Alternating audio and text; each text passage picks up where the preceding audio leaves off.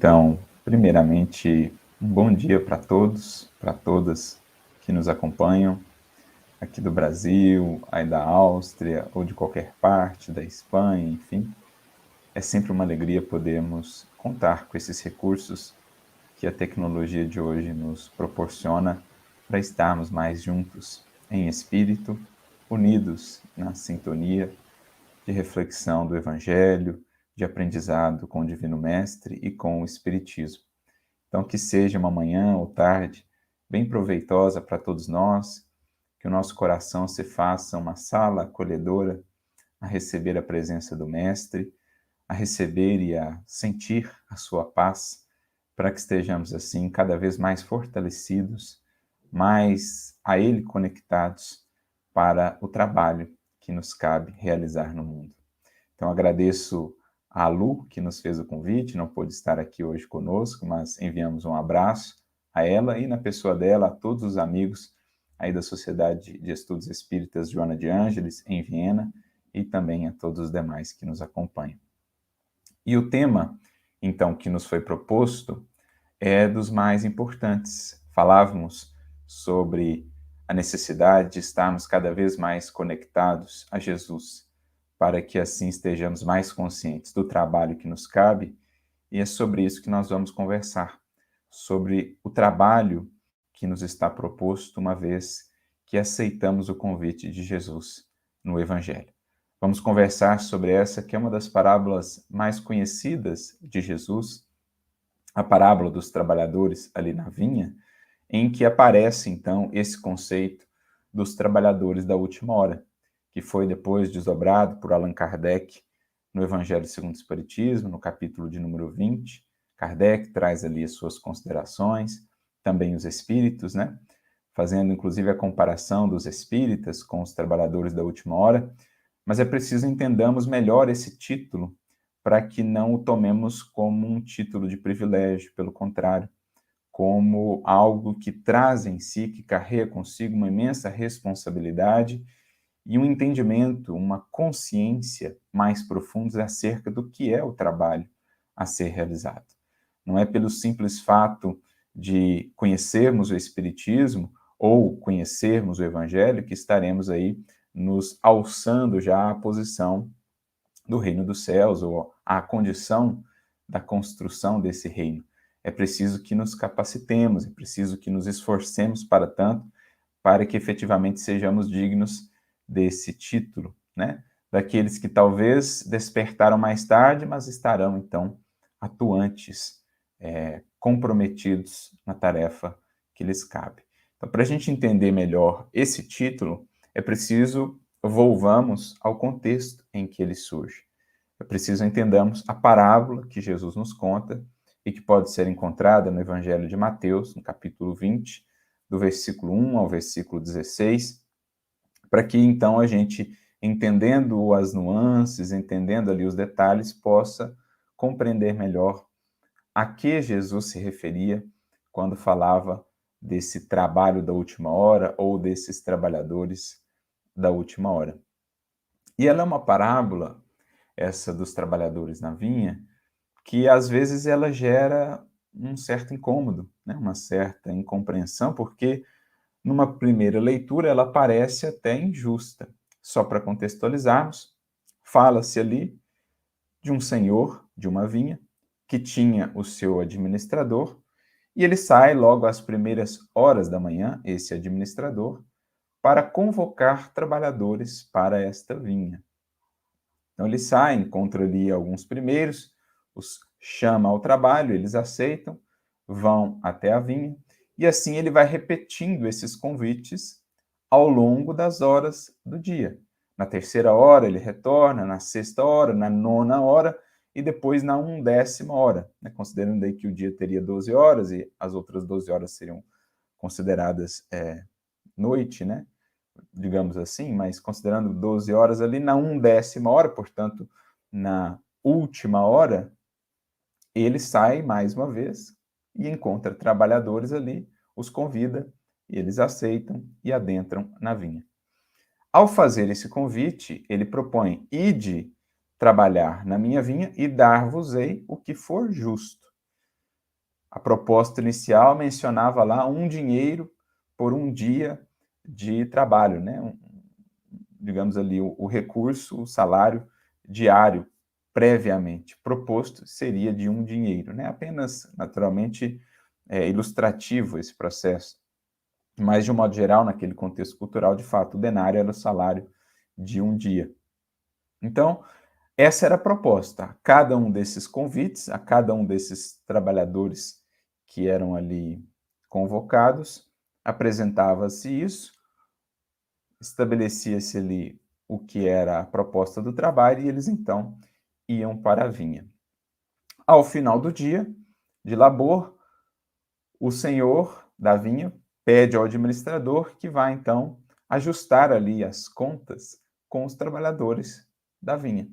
Chama ele então cada um deles e começa a efetuar os pagamentos, começando pelos últimos, por aqueles que adentraram na vinha na última hora, recebem eles o salário ali de 1 dinheiro, de 1 denário, como havia sido combinado, e aqueles que haviam adentrado em horas anteriores esperam, então, concebem, né, imaginam que haveriam de receber mais. Ora, se esse que trabalhou só na última hora recebeu 1 denário, então eu vou ter aí uma bonificação, né? Receberei mais. E qual não é a surpresa deles quando recebem o mesmo 1 denário, aquilo que havia sido combinado lá previamente. E eles então reclamam, né, até se incomodam ali com aquele resultado e vão até o administrador indagar o porquê daquilo, etc. E o administrador responde: olha, eu estou cumprindo o combinado, né?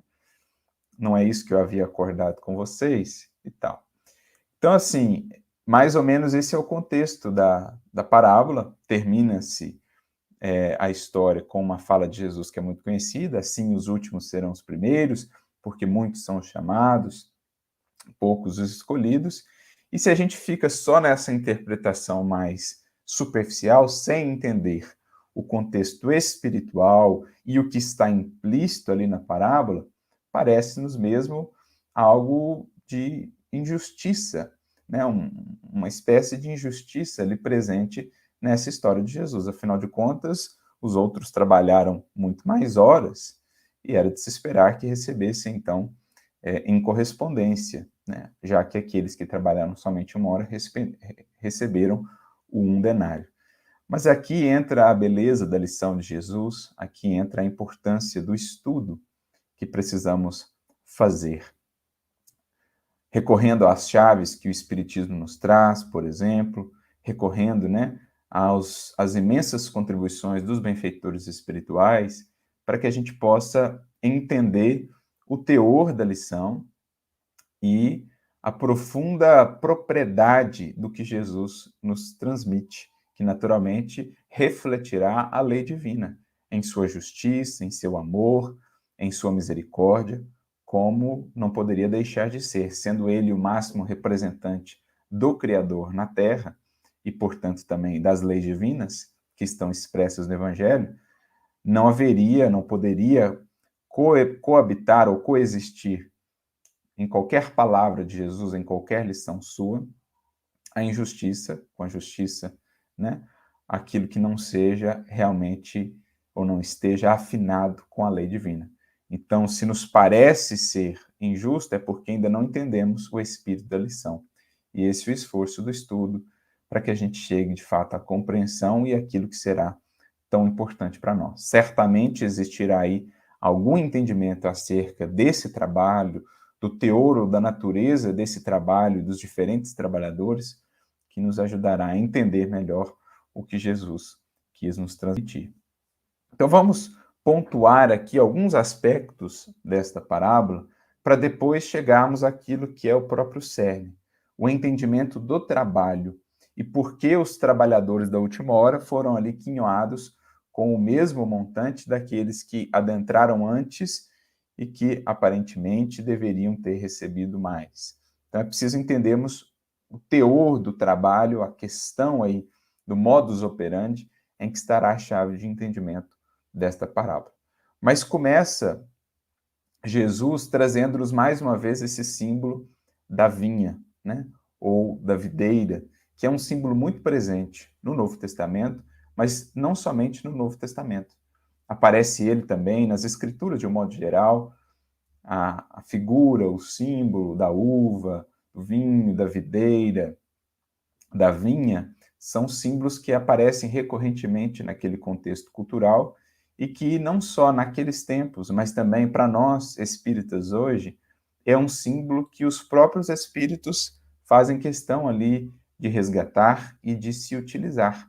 Se nós nos recordarmos, logo em O Prolegômenos, do Livro dos Espíritos, né? Portanto, logo no início da codificação espírita, fazem questão os espíritos de inserir um desenho feito por eles ali de uma cepa, né? A cepa de uma videira.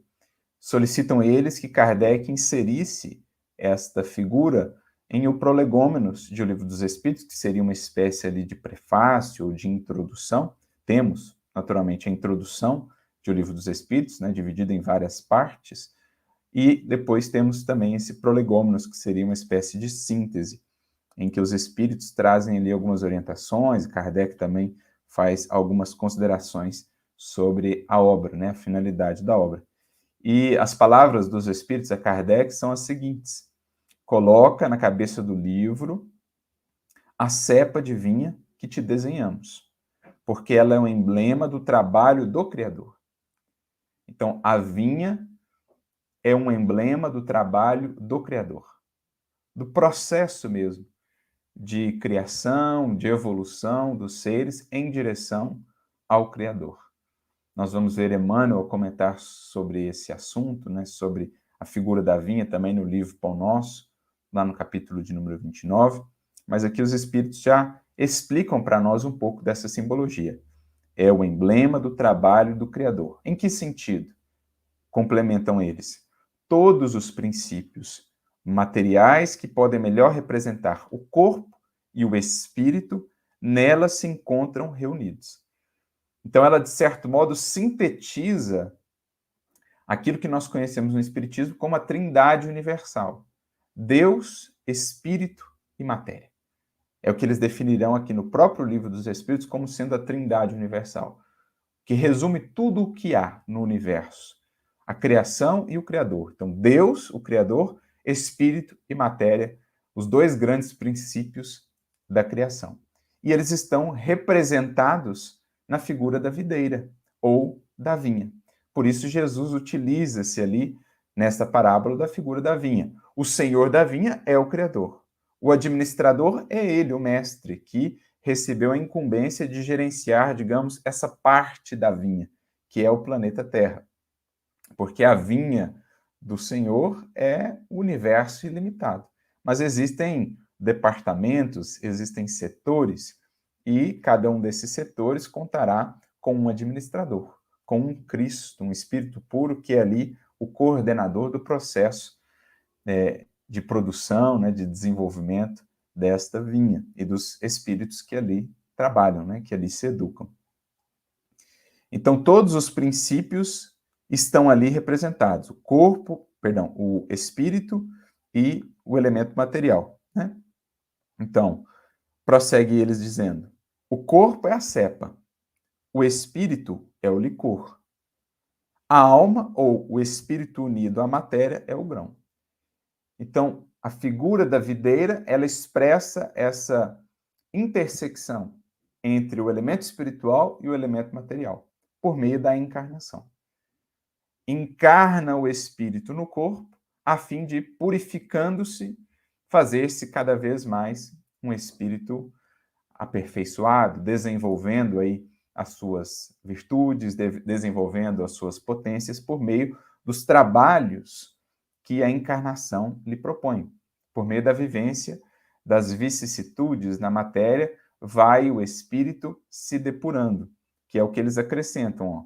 O homem quintessencia o espírito pelo trabalho.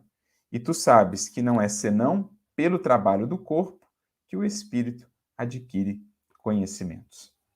Quintessencia no sentido de purifica, de torna-se cada vez mais um espírito, até o próprio perispírito, né? diáfano, e o espírito desenvolve, então, as suas potências no progresso intelectual e no progresso moral que decorrem da vivência na matéria. Então, os desafios do trabalho, da manutenção da vida, vão impelindo o espírito a desenvolver inteligência, a desenvolver recursos ali, estratégias, conhecimentos, para que possa sobreviver aqui na experiência material. Isso vai impelindo ao desenvolvimento do progresso intelectual. A convivência, a interação com outros seres, vai o levando gradualmente também ao progresso moral. Por meio disso, portanto, da encarnação, o espírito vai se depurando. Mais adiante, inclusive na questão 196 do Livro dos Espíritos, no comentário a esta questão, Kardec mais uma vez traz essa simbologia, dizendo que a vivência na matéria é uma espécie de alambique, né, de depurador, onde o espírito vai cada vez mais se depurando. Como ali no processo da fabricação do vinho, né, no lagar, ele vai sendo, entre aspas, pisado, vai sendo ali macerado pelas experiências materiais e com isso vai se separando o licor, o espírito cada vez mais depurado daquilo que eram os elementos materiais a representarem as nossas paixões, o nosso apego ainda à materialidade, os nossos vícios.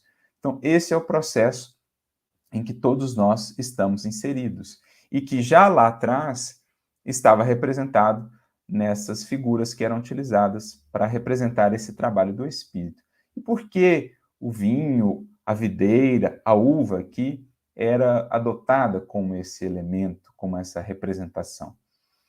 Os sábios daquela época recorriam aos elementos ao seu redor para ilustrarem ensinamentos espirituais, princípios espirituais. E, quando olhavam ao redor de si, quase todos os elementos materiais, com o passar do tempo, se deterioravam, entravam num processo de desagregação. Como então representar o elemento espiritual, o espírito, que com o passar do tempo apenas se aperfeiçoa, se depura, se engrandece em valor, em desenvolvimento? Eles olhavam e não identificavam um elemento material que pudesse representar isso, até que alguém, algum deles, lembrou-se então da figura do vinho, que, diferentemente de quase tudo na matéria, com o passar do tempo se aperfeiçoa, se torna melhor. Quanto mais antigo, mais valioso, mais saboroso. Então, viram ali uma maneira de ilustrar o elemento espiritual, que, diferentemente quase tudo que ocorre ou acontece na matéria, o elemento espiritual, com o passar do tempo, ele apenas se aperfeiçoa, ele melhora, de modo que a videira, o vinho ali se tornaram, né, um símbolo do elemento espiritual. Por isso vemos a transformação da água em vinho, nessa simbologia também, né, da materialidade para a espiritualidade, desenvolvimento desse aspecto, desse aperfeiçoamento com o passar do tempo. Vemos a parábola dos trabalhadores da vinha e em outros momentos vemos também Jesus a utilizar-se desse símbolo, como no capítulo 15 do Evangelho de João, quando ele fala da videira verdadeira, né, dessa frutificação em comunhão com as raízes, com a seiva que provém da raiz, que é o Criador e as leis divinas. Então, só para a gente entender melhor esse contexto. A parábola dos trabalhadores da vinha gira em torno, portanto, do trabalho espiritual, do desenvolvimento do espírito. E, naturalmente, vai dizer respeito ao teor desse trabalho. Se é um trabalho que, de fato, está aperfeiçoando o ser, ou se é apenas um trabalho de caráter mais exterior, mas que não chega a levar o espírito, de fato, a aperfeiçoar-se. E aqui a gente já começa a identificar uma pista, né, alguns caminhos, alguns entendimentos absolutamente essenciais para compreendermos a essência da lição. E aí temos também a questão das horas, que podem ser interpretadas de múltiplas maneiras. As lições de Jesus, de modo geral, são assim. Elas nos permitem vários prismas de análise, como um diamante de várias faces, todas elas coesas entre si, fazem parte de uma mesma unidade de lição, de entendimento, né? Não são dissonantes, não são contraditórias essas interpretações, elas vêm a se somar. Então, as lições, as parábolas de Jesus, elas têm esse caráter. Podemos analisá-las de diferentes perspectivas que se complementam. No caso em questão, as horas ali, o que são essas horas? Podemos interpretá-las de muitas maneiras. Podemos interpretar essas horas como períodos dentro de uma mesma encarnação. Aqueles que desde mais cedo na encarnação já aceitaram o convite, já estavam mais atentos para o trabalho, aqueles que somente mais tarde despertaram para o trabalho, mas ainda assim em tempo, e se colocaram ali a serviço.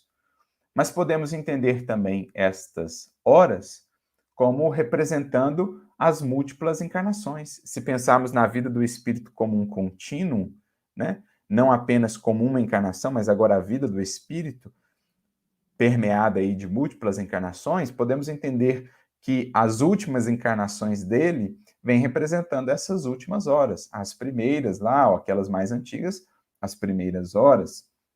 Então, aqueles espíritos que em sua trajetória despertaram mais tardiamente serão aqueles que seriam ali os chamados na última hora. Mas uma grande questão nessa parábola que veremos é o essencial não é quando foi o despertar, mas, sobretudo, o fato de termos despertado e, principalmente, o que temos feito a partir do despertar. Esta é a grande questão. A gente vai chegando a compreender que não é uma questão de quantidade, mas sim de aproveitamento, de qualidade. É isso que a gente vai compreendendo. Então, a gente pode entender essas horas também como um despertar aqueles da última hora mais tardio, se pensarmos aqui na Terra, né, pensando desde o advento do Evangelho, existiram aqueles que já nas primeiras encarnações ali, após o advento do Evangelho, estiveram mais atentos, despertos, ou que pelo menos receberam convite, mas talvez não se aplicaram tanto, mas foram dos que aceitaram lá nas primeiras horas, e outros que mais tarde somente, nas encarnações mais recentes, é que foram ouvir o convite, entendê-lo e se colocaram então a serviço. Então podemos entender também cada hora dessa como uma encarnação, né, do Espírito, e muitas vezes nas primeiras horas não estávamos ali atentos ao convite. O Emmanuel mesmo chega a dizer que a vida é a eternidade e a encarnação pode ser representada simbolicamente em uma hora.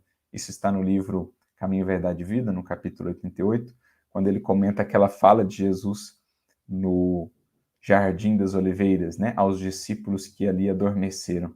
Jesus diz: nem por uma hora pudestes velar comigo. Claro que ele se refere ali ao sono de Pedro, Tiago e João, naquele momento culminante em que Jesus estava prestes a ser preso, mas Emmanuel expande esse entendimento, falando que esta uma hora, às vezes, ou pode ser compreendida como uma encarnação. Se nem por uma encarnação temos conseguido nos manter fiéis, como aguardar a perfeita integração e comunhão com o Mestre para a eternidade? Até chegarmos a esta condição, é preciso aprendamos primeiro a ser fiéis na uma hora que representa uma encarnação, para que então, na eternidade, possamos comungar plenamente com o seu amor. Então, uma lição belíssima. Podemos entender essas horas como as encarnações do Espírito, mas podemos também entender essas horas de um ponto de vista do planeta, do processo evolutivo do planeta, que é marcado aí por períodos. Como sabemos, os planetas, em decorrência da humanidade que os habita, eles passam por estágios de evolução.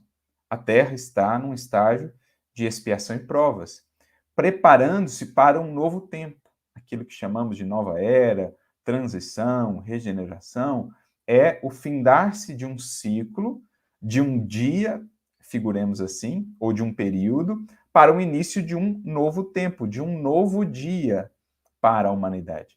E podemos compreender, então, que estamos, de fato, e os Espíritos nos dizem, nas últimas horas desse dia ou desse período que marca um mundo de expiação e provas, preparando-nos para adentrar um novo dia, um novo período, a definir aí um processo de regeneração que nos levará a um mundo mais feliz, né? A um mundo regenerado e depois a um mundo mais feliz. Então, esse é um processo também. Estamos, nos tempos que são chegados, vivendo essas últimas horas de um modo de viver da humanidade, de um modo de se organizar da humanidade, que será substituído. Uma era da matéria, do materialismo, que será substituída pela era do espírito. Por um tempo em que os que aqui estivermos estaremos realmente mais conscientes das realidades espirituais, do que somos, da nossa origem, da nossa destinação. Estamos vivendo essas últimas horas, portanto, são momentos cruciais que demandam dos espíritos encarnados e daqueles já informados acerca do Evangelho muito devotamento, muita dedicação, para que possam aproveitar as circunstâncias de trabalho e crescer junto. Porque conosco, ou apesar de nós, o mundo vai avançar, o progresso se dará. Felizes os que souberem acompanhar o progresso, trabalhando por ele também, deixando a sua cota de colaboração, de cooperação para que o progresso se dê. Então aqui a gente entendeu já alguns desses elementos, a figura da vinha, a figura ou a representação dessas horas e dos trabalhadores que são então conclamados a aproveitarem, uma vez que já ouviram a mensagem de Jesus e se colocaram, digamos assim, na condição de seguidores, de trabalhadores, é preciso agora efetuar o trabalho. É preciso levar a cabo, porque o simples fato de ter aceito o convite não é a garantia de que, de fato, alçaremos-nos a patamares mais elevados em termos de progresso espiritual. Não basta simplesmente dizer-se cristão ou ter aceito o convite lá atrás, estarmos informados do Evangelho desde há muito. Não é isso que garante o resultado, não é isso que garante a evolução e a ascensão espiritual. Mas, antes de mais nada, o trabalho efetuado, o trabalho realizado. E está aí o grande elemento que passa implícito na parábola, mas precisamos perceber. Entender que o fato daqueles espíritos terem aceitado na primeira hora ou nas primeiras horas não necessariamente indica que, ao final, o trabalho efetuado terá sido o mesmo, terá sido até mesmo maior. Aqueles que adentraram nas últimas horas podem ter entrado com muito mais entrega, com muito mais espírito de serviço, com muito mais consciência, e ter produzido tanto ou até mais do que aqueles que aceitaram o convite nas primeiras horas, mas que talvez dormiram no ponto, ou não trabalharam assim com um espírito de devotamento, de entrega tão acrisolado ali, né? Tão presente. Porque, afinal de contas, se fosse de fato esse o espírito com que adentraram lá nas primeiras horas, o trabalho em si para eles teria sido já uma recompensa. E não se lamentariam pelo fato daqueles que entraram na última hora terem recebido o mesmo montante. Afinal de contas, eles trabalharam por mais horas, então tiveram a grata satisfação de partilhar o trabalho com o mestre, com o administrador, por mais tempo, que em si já seria para eles uma recompensa. Mas como vemos ainda muito ali de um interesse pessoal, isso denota que o devotamento não era algo ainda muito presente na sua ação, embora tenham aceitado o convite nas primeiras horas. Então, pode muito bem essa parábola representar aqueles que ouviram o Evangelho desde lá dos primeiros tempos do Evangelho, até se colocaram como seguidores de Jesus, mas que não têm efetuado efetivamente o trabalho como deveria de se esperar, embora conhecedores há tanto do Evangelho. Outros terão conhecido o Evangelho, despertado para ele, mais recentemente, no entanto, com tal afinco, se dedicaram a isso, que chegaram ao final dos labores ali com até mais mérito, com até mais aproveitamento do que aqueles que talvez conheciam já há tanto tempo. Essa, infelizmente, tem sido a condição de muitos de nós, que hoje nos colocamos aqui como espíritas, conhecedores do Evangelho há tanto, mas mesmo já tendo entrado nessa seara há tantas horas, ainda não produzindo tanto como outros corações que tão ativamente têm se entregado ao labor do Evangelho. Então, para ilustrar melhor esse entendimento, chave na compreensão da parábola, que é a questão da quantidade e da qualidade, o que vale mais, quantidade ou qualidade? O que vale mais, um conhecimento acumulado, vastíssimo, ou o conhecimento que já foi recebido, aplicado? Esta é a grande questão. Para ilustrar melhor, recorremos aqui a uma mensagem de Emmanuel que se encontra no livro Refúgio, lá no capítulo 20.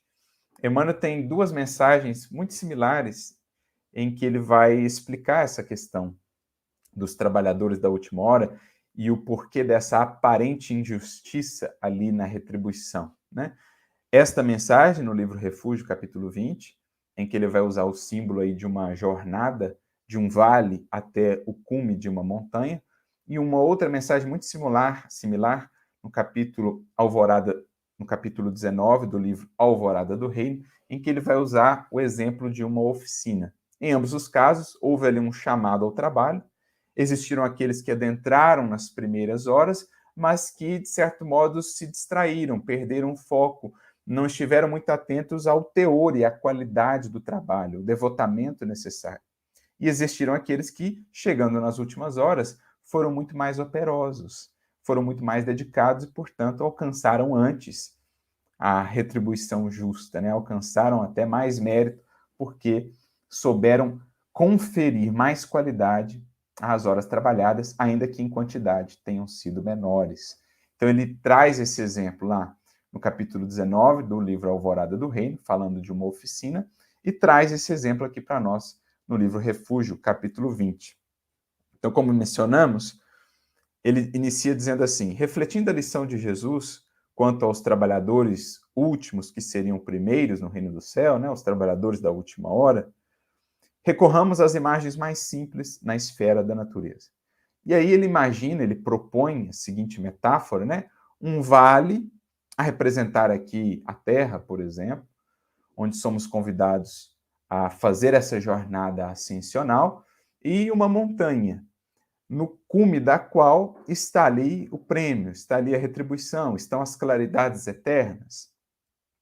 A meta, já depreendemos, é fazer então essa jornada, deixando o vale por meio do esforço, por meio da vontade, por meio da constância, avançando em direção ao cume dessa montanha que representa a nossa iluminação espiritual, que representa a edificação do reino em nós. Então, diz lá Emmanuel, convidados os primeiros servos à excursão difícil para a conquista da divina riqueza, que está lá no topo, no cume da montanha, eis que, de início, preferem explorar recursos auríferos nas faldas do monte, contentando-se em negociá-los com a multidão da planície, a pretexto de garantirem vida fácil. Então, às vezes, aqueles que foram os primeiros convidados e aceitaram adentrar na jornada, logo no início ali já se distraem. Ficam muito deslumbrados com os, como ele diz aqui, né? Os recursos auríferos ali no entorno, nas bases da montanha, e preferem então ali ficar negociando esses recursos ou construindo ali o conforto, o bem-estar material a partir desses recursos, esquecidos da meta ascensional. Se analisarmos a história do evangelho e do cristianismo, quantos não foram assim? Que aceitaram o chamado da jornada cristã, acolheram o convite do evangelho, mas logo de início, embora adentrando nas primeiras horas, se perderam nos prazeres e nas facilidades materiais, fazendo do evangelho ou fazendo da mensagem do mestre, na verdade, um meio ali de oferirem mais status, mais facilidades, mais conforto material, disputando os poderes e os privilégios no mundo, ao invés de avançarem em espírito na construção que lhes cabia. Então, começaram antes, aceitaram o convite antes, no entanto, se perderam nas finalidades que aquele convite expressava. Chamados os segundos, começam a subida. Contudo, impressionam-se adiante com os deslumbramentos da fauna e da flora em plena serra e resolvem parar, construindo celeiros que lhes assegurem saciedade e conforto. Então, aqueles primeiros, né, chamados, os das primeiras horas, se perderam ali nos interesses materiais.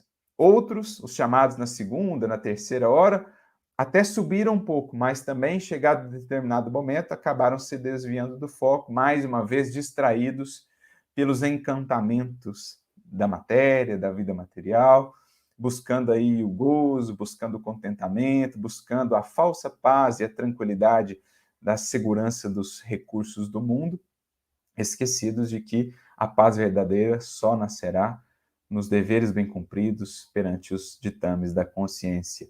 Então, aqueles também chamados nas primeiras horas, muitos acabaram se perdendo embora tendo caminhado um pouco, talvez, mas se perderam também nesses oásis de ilusão, digamos assim. Trazidos os terceiros, ao invés de realizarem a ascensão, consagram-se a indagações fastidiosas e indébitas em torno da montanha ciclópica, medindo-lhe a horizontalidade e permanecendo no mesmo nível. Então, outros foram chamados ali nas primeiras horas, mas ao invés de encetarem a jornada ascensional, ficam ali indagando indefinidamente as características dessa jornada, os porquês, os comos, etc., na pura teoria, nas puras elucubrações, sem de fato irem a campo para a realização que cabe. Mais uma vez, foram chamados nas primeiras horas, mas não souberam aproveitar de fato o tempo concedido, o tempo de conhecimento do Evangelho, e traduzir isso em realização. Os últimos chegam então. Os últimos trabalhadores convocados, porém, não se demoram no egoísmo ou na distração. Consideram o objetivo que lhes cabe alcançar. Então, veja, são aqueles que têm uma visão clara, focada no objetivo, na meta. E esquecendo dificuldades e sacrifícios, rasgam precioso trilho vertical entre a base e o cimo, adquirindo, como é justo, antes dos companheiros, o tesouro de claridade eterna que lhes enriquece o espírito para sempre. Então, com menos horas, eles alcançam mais mérito, mais desenvolvimento, mais ascensão, porque souberam aproveitar, souberam efetuar com mais proveito, com mais qualidade, o trabalho proposto. Não somente aceitaram o convite, mas foram a campo, foram à realização. Esta é a grande diferença, porque não há injustiça na lei divina. Se o Senhor entendeu que os da última hora mereciam aquela retribuição, é porque entendeu que naquela uma hora souberam fazer mais, souberam aproveitar com mais proveito o que outros, em tantas e tantas horas, não fizeram, né? Então, essa é a questão da qualidade que a lei divina analisa, operando em cada consciência, a qualidade, o teor do trabalho. Esta é a definição. O apontamento do mestre, prossegue Emmanuel, recorda as nossas responsabilidades para com o tempo. Ninguém pergunta ao homem, no mundo espiritual, quantos dias desfrutou na Terra, ou quantos anos trabalhou no centro espírita, ou quantos livros espíritas ele leu.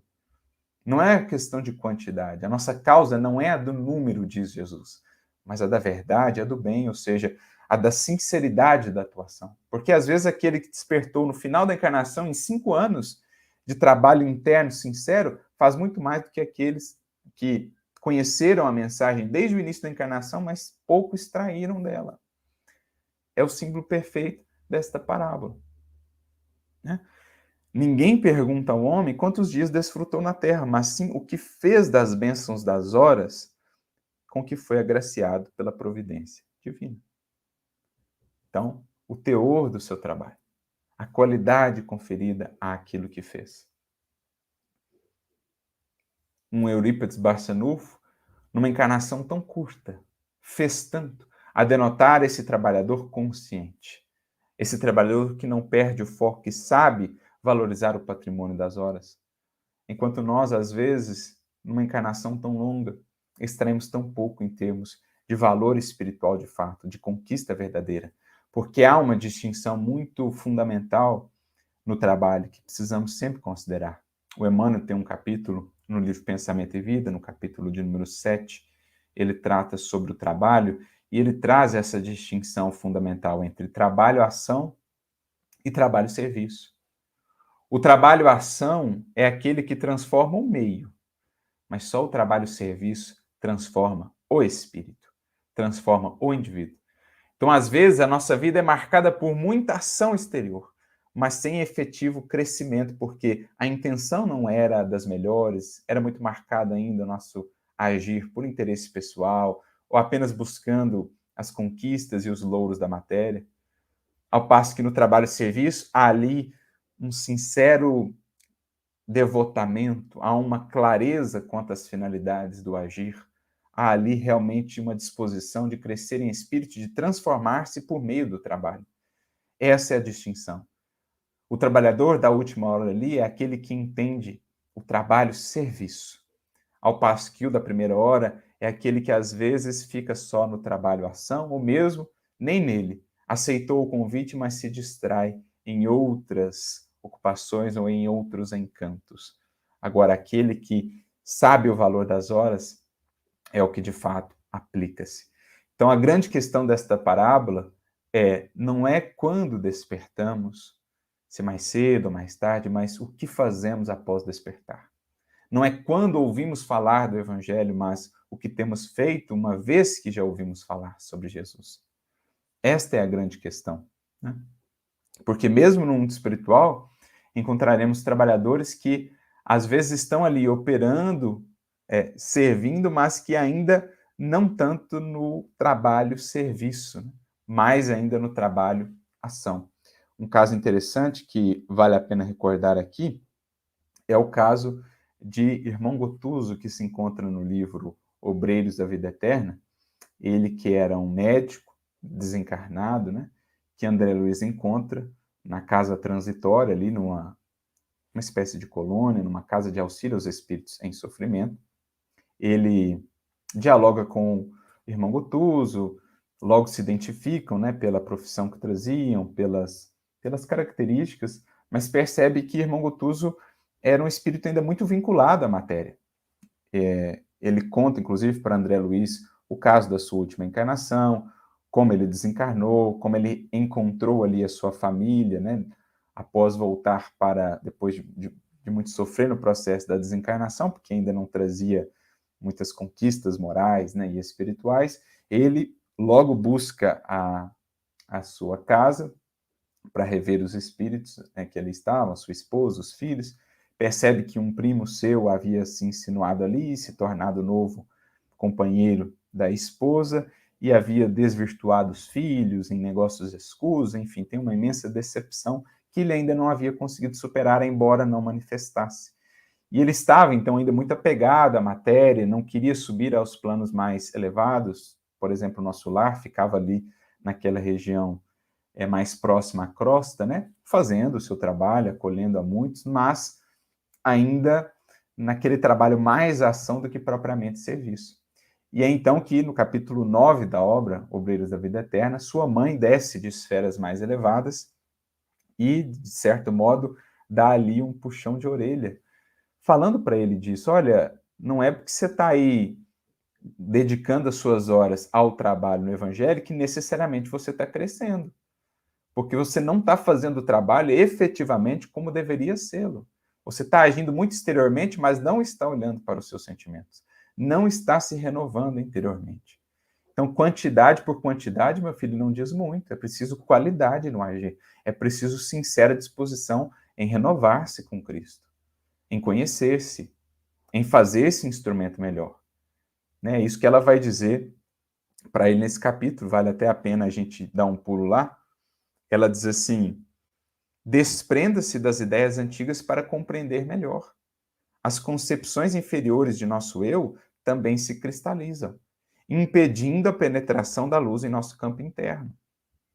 Escute, filho meu, como pode menosprezar a santa oportunidade de elevação? Então ele já estava ali há um bom tempo trabalhando naquela região, aparentemente em algo muito nobre, mas no fundo ele estava fugindo de se elevar para esferas mais superiores, onde poderia aprender mais para melhor servir, porque não queria trabalhar certas coisas internas. Então ficava ali naquele trabalho meio que acomodado.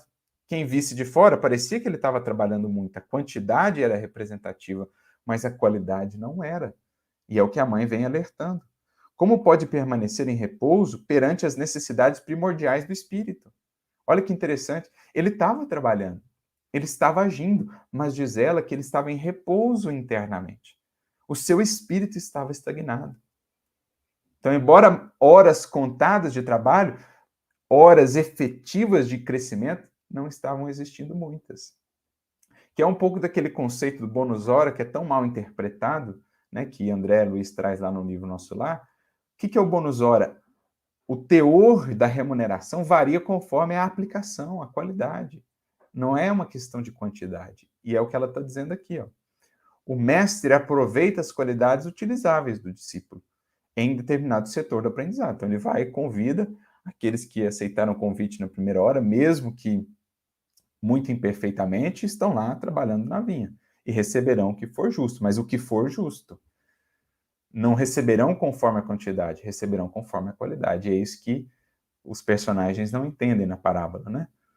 Então, ele aproveita as qualidades utilizáveis do discípulo em determinado setor do aprendizado, adiando, por misericórdia, a melhoria e o aprimoramento de certas zonas obscuras da personalidade. Por vezes, o aprendiz retarda-se meses, anos, séculos. Então, ele está muito tempo na seara do evangelho, mas, às vezes, em termos de horas contadas, de fato, de trabalho real, tem muito pouco tempo. Às vezes, o indivíduo tem anos e anos de espiritismo, mas, em termos de horas mesmo a serem retribuídas, em termos de valor, tem muito pouco tempo que ele está mais maduro para o trabalho a ser efetuado. Jesus não é senhor da violência e nunca impõe drásticos à obra evolutiva. É cultivador do trabalho e da esperança. Aguardará sempre, compassivo e bondoso, nossas decisões de colaborar no apostolado redentor. Suportará nossas faltas, muitas vezes. Entretanto, em nosso próprio interesse, deveremos atentar vigilantes para os seus ensinamentos, com a sincera disposição de aplicá-los. Então, Jesus não vai se impor, mas é preciso que o trabalhador tenha consciência de se qualificar, de aperfeiçoar sempre o seu trabalho, porque é aí somente que ele colherá a luz como retribuição justa e natural do seu empenho em crescer e em evoluir. Não existe mágica, não existem privilégios. O Senhor e a sua lei divina, expressando-se na consciência de cada um de nós, são sempre muito justos. Seus amigos, diz ela mais adiante, não obstante a luz que lhes brilha no caráter, não podem substituí-lo nas realizações que o esperam. Suas manifestações de natureza exterior instruem e confortam. Então, o trabalho, a ação que transforma o meio, que transforma ao seu redor. Ele amparava outras pessoas, instruía, confortava, mas era muito exterior aquele trabalho. Seus pensamentos mais íntimos, entretanto, dilaceram-nos o coração. Então, havia trabalhação, mas ainda não havia trabalho e serviço. Como conduzirá doentes à cura se prossegue magoado com aqueles que o feriram, aparentemente, né? Os ressentimentos que ele trazia da última encarnação. Como dará lições de bom ânimo aos tristes se demora tanto tempo na ilusão do desalento? Ó filho amado, ninguém serve a obra do Pai com a mente toldada pelo vinho amargoso das paixões. Abra o entendimento à passagem das bênçãos divinas. E aí, mais adiante, ela ainda acrescenta: não pretende ganhar o mais além, ou seja, subir a esferas mais elevadas? Admite satisfeito o cárcere do estacionamento, malgrado o caráter do trabalho edificante? Então, tinha ali um trabalho edificante, mas internamente era estacionamento. Tinha ali muitas horas de serviço, mas horas que pudessem realmente ser contadas como de muito valor eram poucas. Não desejará libertar-se para libertar efetivamente os prisioneiros da ignorância? Não demandará o plano superior para ser mais útil aos que intentam galgar a escada reveladora da luz imortal? Aí ela ainda acrescenta mais adiante: é um trabalhador já com direito a descobrir os próprios erros e a retificar o caminho que lhe compete. Então, acho que aqui ela deixa bem claro para nós o que é essa consciência que nós precisamos desenvolver enquanto trabalhadores que talvez tenhamos despertado mais recentemente, ou mesmo tenhamos aceitado o convite lá atrás, nas primeiras horas, mas que as nossas últimas horas agora sejam mais marcadas realmente de aplicação, de devotamento, de consciência, né? É o que Emmanuel continua dizendo, voltando à mensagem lá do livro Refúgio: se desejas, ninguém é chamado a explicar além do mundo quantos princípios teóricos abraçou em matéria de fé, mas é constrangido a esclarecer quanto bem realizou com a religião que lhe clareava o caminho. Se desejas atingir a luz e a alegria, a paz e a felicidade, depois da experiência corpórea na carne, repara o que fazes do tempo e dos recursos que o céu te confiou. Hoje ainda auxilia a ti mesmo, auxiliando aos outros, para que amanhã te vejas auxiliado pelo salário divino, reservado pelas leis que nos regem tão somente para aqueles que fizeram da própria vida um cântico de trabalho incessante, erguido ao amor, que nunca morre. Então essa é a questão, entender no próprio trabalho em si já uma remuneração, aquilo que nos aperfeiçoa, aquilo que nos transforma, se a ele estivermos dedicados efetivamente, de coração, dispostos a aprender e a nos qualificar cada vez mais enquanto trabalhadores de Jesus, porque então a recompensa de fato virá, e a recompensa será o próprio trabalho e as novas propostas, né, os novos testemunhos que daí surgirão.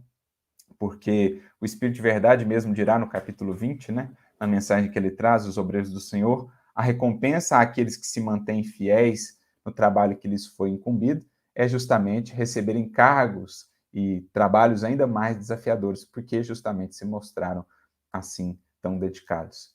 Então é esse o espírito que a gente precisa compreender da parábola para não nos perdermos aqui no entendimento, né? Achando que existiria da parte do Senhor uma injustiça que não há. Se houvesse naqueles corações um sincero espírito de serviço, naturalmente teriam recebido mais, naturalmente teriam identificado já nas horas extras de trabalho a alegria de servir delas oriundas, uma retribuição a mais daqueles, ou em relação àqueles que trabalharam na última hora. Mas porque ainda havia muito de interesse material, ainda muito de incompreensão, é que receberam um denário, como havia sido acordado, ao passo que os da última hora, empenhados, dedicados, alcançaram em menos tempo o mesmo mérito, ou até mais mérito, porque é a característica aí do trabalho e do empenho efetuado. Mas vale-nos também frisar, é preciso entender como se dá esse chamamento, porque às vezes esperamos um chamamento formal de Jesus em nossa vida, em nossos caminhos, quando o chamamento surge mais sutil, mais singelo, e é preciso saber aproveitar a cada dia, desde as primeiras horas, a ocasião de servir e de aprender, aproveitando esse patrimônio das horas, enriquecendo aí da nossa ação consciente com Jesus. Por isso, Emmanuel traz uma mensagem no livro Instrumentos do Tempo. Interessante o título da obra já. Capítulo 24, intitulada Chamamentos, em que ele diz assim: aguça os ouvidos e assinalarás os múltiplos chamados do Senhor ao testemunho de serviço em teu próprio aperfeiçoamento a cada dia. Os apelos do céu ressoam por toda parte, sem palavras, sem abalo, sem ruído, porque às vezes vamos permanecendo distraídos, acreditando que não surgiu ainda o nosso chamado, a nossa ocasião, quando estamos diariamente repletos ao nosso redor de chamamentos, de oportunidades de servir. Que não sejamos tardios no entendimento, porque naturalmente, se despertamos nas primeiras horas e as aproveitamos, de fato, com consciência, maior ainda será o ganho evolutivo para nós, maior ainda será a alegria de partilhar com Jesus na construção do reino, né, de paz e de amor na terra e em nossos corações. Por isso ele diz que esses apelos surgem, às vezes, na forma de uma dor que pede um reconforto, de uma calúnia que reclama um esforço, na forma de uma sombra que pede que a gente acenda a inspiração para o bem, ou na forma de um cipoal de discórdia que pede a bênção da harmonia. Que a gente possa ter essa atenção, diz Emmanuel, levantando a cada manhã e preparando a acústica da nossa alma, a fim de registrarmos as sugestões do Mestre, para que não esqueçamos que, se soubermos ouvir esse divino mentor, que nos conclama nessas horas, né, nos diversos chamamentos de cada hora, chamamentos à ação digna, à sublimação dos sentimentos, ao dever bem cumprido e à atitude reta, em breve nos elegeremos à condição de escolhidos para o concerto dos servidores divinos na glória superior. Porque o que Jesus quer dizer em encerrando a parábola, falando que os últimos serão os primeiros e muitos os chamados, mas poucos os escolhidos, é que a escolha ali, os escolhidos, não é uma questão de privilégio, não é uma questão de favoritismo, pelo contrário, a eleição se dá por aqueles que elegem servir, por aqueles que sabem aproveitar e extrair o máximo de suas horas, são os que se capacitam, portanto, para as tarefas ainda maiores, mais juntos do coração de Jesus, com maiores responsabilidades, mas também maiores alegrias e maiores retornos em sabedoria e em amor experienciados no coração. Então, que meditemos nisso, nesta lição, porque, no fundo, os trabalhadores da última hora, nesse tempo que vivemos na Terra, serão aqueles que já conscientes, não apenas despertos para o convite, mas operantes, estão já a trabalhar também pelas primeiras horas de um novo dia. Os trabalhadores da última hora deste tempo, que está a se findar na Terra e para a humanidade, para a abertura de um novo tempo, a construção de um novo dia, para os quais já laboram nestas últimas horas, a prepararem as primeiras horas de um novo alvorecer.